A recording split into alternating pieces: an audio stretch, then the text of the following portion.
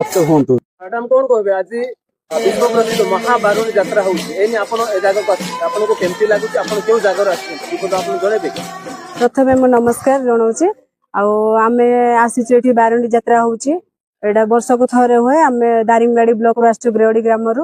ଆଉ ଆସିକି ଆମକୁ ଗୋଟେ ବହୁତ ଭଲ ଲାଗିଲା ବି, ଆସିଲୁ ଏଠି ବୁଲିଲୁ। ଆଉ 2 ଦିନ ପ୍ରୋଗ୍ରାମ ଅଛି, ଆଉ ପ୍ରୋଗ୍ରାମ ସରିଲା ପରେ ଆମେ ଗାଁକୁ ଫେରିଯିବୁ। ଆଉ ଆସିଲୁ ଏଟା ଗୁମ୍ଫା ବୁଲିଲୁ, ତାପରେ ଆସିକି ସେତେବେଳେ ଆଡେ ମନ୍ଦିର ବି ଅଛି, ସେ ମନ୍ଦିରରେ ବି ଆମେ ଦର୍ଶନ କରିଲୁ। ଆଉ ଆସିଲା ପରେ ଏଠି ବହୁତ ଭଲ ବି ଲାଗୁଛି, ଆସିକି ଏଠି ବୁଲିଲୁ। ଦର୍ଶକ ମାନଙ୍କୁ କଣ କହିବେ ଆପଣ?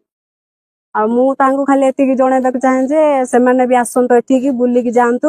ଏଠିକା ପରିବେଶ କିପରି ଅଛି ସେଟା ଦେଖିକି ଯାଆନ୍ତୁ ସେମାନେ ବି। ଆଜ୍ଞା ଇଏ ତ ସତ୍ୟ ଯୁଗର ପୀଠ। ତ ଏ ପୀଠର ମାହାତ୍ମ୍ୟ ତ ଆଜ୍ଞା ଆପଣ ପଦ୍ମ ପୁରାଣ, ନୃସିଂହ ପୁରାଣ, ଭଗବତ ମହାପୁରାଣ ସବୁଥିରୁ ଆପଣ ପାଇପାରିବେ।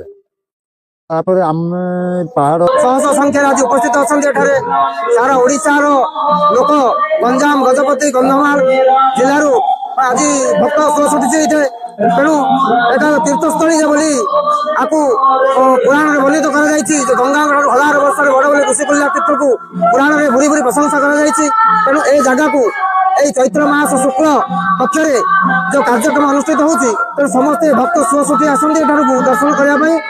ତେଣୁ ଆଜି ଭବ୍ୟ କାର୍ଯ୍ୟ